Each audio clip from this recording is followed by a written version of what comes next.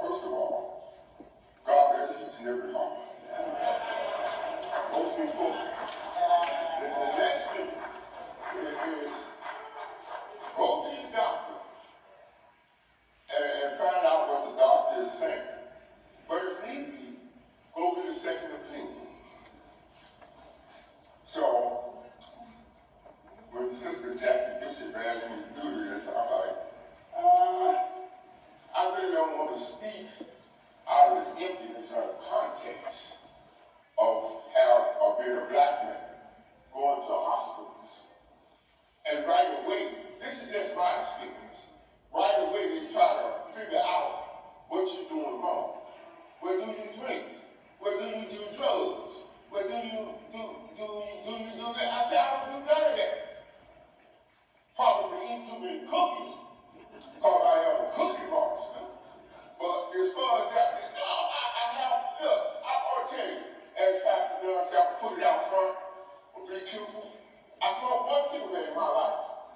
I was 12 years old. I said, that never happened again to me. I'm going to go a little bit further.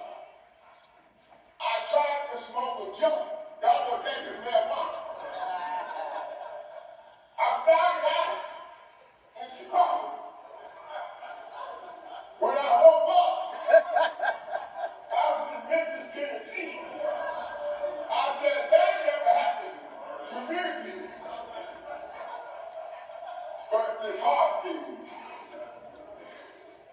is well, going through a number of things, not complaining, just explaining. And so they said they wanted to close the hole in my heart. I said, okay. I'm going to pray about it. So after a number of other issues happened, so then I said, well, okay, I'm going to consent. So in the meantime, you know how you talk to people and be trying to explain things to them. They say, oh, well, I didn't know you had a heart problem. I said, I still don't have a heart problem. I said, let me educate you a little bit. The word problem ain't even in the Bible. I'm a child of the Most High God. The word healing is in the Bible. And it says that God is a deliverer. And that God is still keeping me. And God was keeping me even when I didn't know I need to be kept. So whatever's going on with the heart, God got it. So the short version, I guess, Sister Jackie was listening to me when I was speaking or preaching and telling about how the surgery was a success, the heart surgery. But as I was laying in the bed, the hospital, they couldn't stop the bleeding. Is this really happening? So my next thought was, oh Lord, oh my God. So I started praying. Because it was only supposed to be, nowadays, the health insurance and all this stuff, they're trying to do everything on outpatient. The HMOs, the PPOs, and all of that. So they want to do what they got to do, and then, I hate to put it in that term, like throw you away. You know, and I'm like, okay, but they couldn't. After that Monday, I had to stay, they were supposed to observe me for 8 hours, but I had to stay until Tuesday.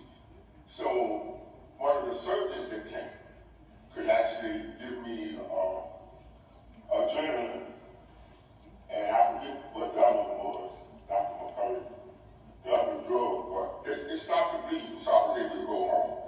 But the thing, the message is really, listen to the doctor. I'm going to say pray.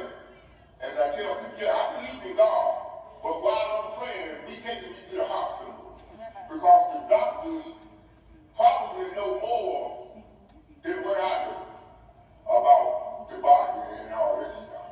So, trying to make the long story short, by the grace of God and the power of God, I'm still here. And I'm going to leave one other scripture with you. I'll have shame in saying that I'm 68 because it was the time I didn't even think, well, I say all of us, our father stepped over into eternity when he was 39.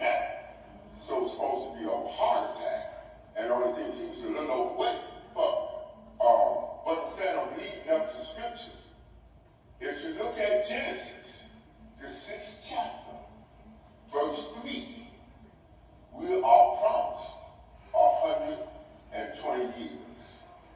Now what it says is that God speaks, this is God speaking, that my spirit will not always dwell with man or be with humanity, but they have 120 years. This is God. Check it out. I don't make no scripture. I don't know God's punishment. Genesis 6, chapter 3. You can come back later on, but but anyway, it's true. So, long story short, I'm trying to get as close as I can to that 120 years. Somebody said, with all of the hardships they claim I got and all the other stuff I'm dealing with, I'm eating right. And what I can say, I don't do that. Probably eat too many cookies. But other than that, I have had to change my diet. I eat more Bugs Bunny food, carrots, lettuce, broccoli, stuff like that. Cut down on the cookies somewhat. But you have to get used to carrots and lettuce and broccoli, cucumbers and all that. But it's supposed to be. It's supposed to be heart healthy.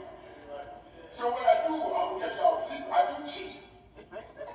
After I eat all the Bugs Bunny food, I said I'm gonna treat myself to 2 cookies. Do what God tells you to do. Take care of yourself as best you can. And like I think Deaconess Elaine Thomas, I pray for myself. And I believe we got the right to pray for ourselves and ask God to heal our body. Whether it's the heart, whether it's the lungs, your toes, your knees. If you're not going to believe God, then why pray? God said He is a deliverer of healing.